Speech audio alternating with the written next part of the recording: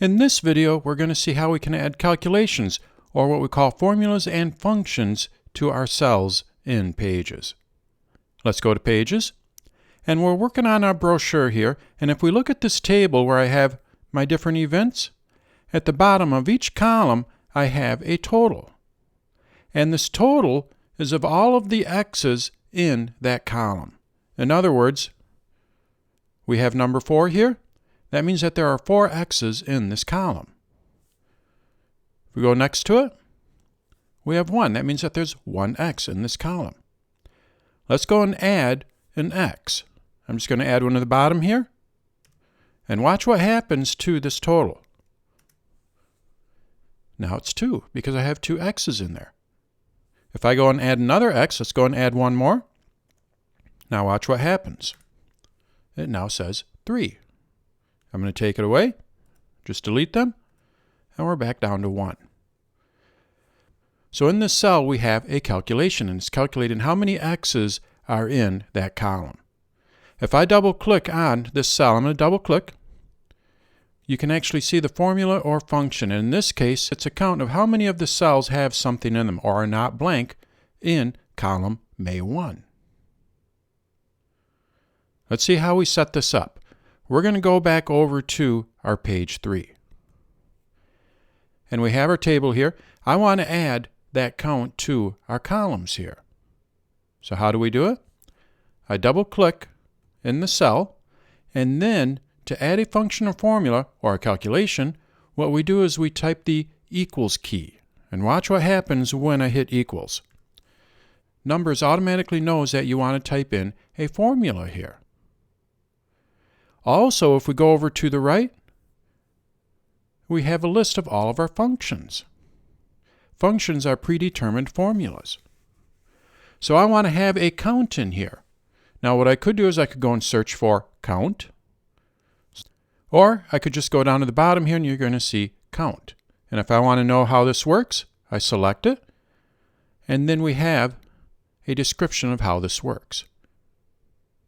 And you can see it says the count A function returns the number of its arguments that are not empty. That's exactly what I want.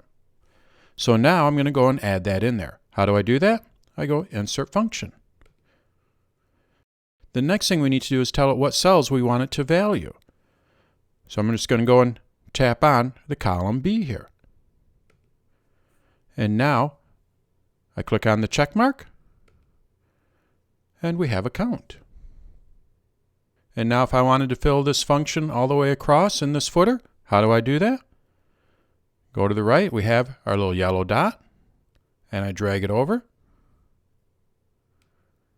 And now we have a count. And they're all 3 right now, but watch what happens when I delete one of these. I'm going to delete the number 5 here, and you can see now it says 2. Now we can also enter in our own calculations. Let's go back over to our cell here. I'm going to double click, and we get our formula. Now what I'm going to do is I'm going to delete this, and let's just go and enter a random formula so you can see how this works.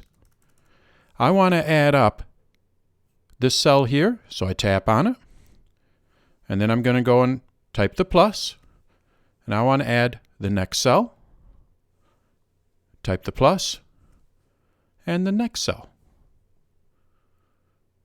And now, if I hit the check mark here, we actually have a total of those 3 cells.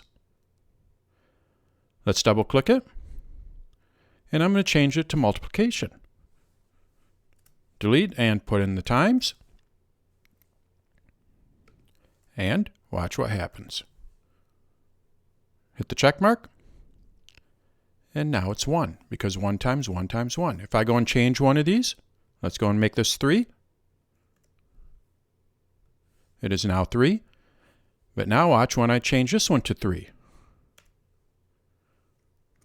It is now 9.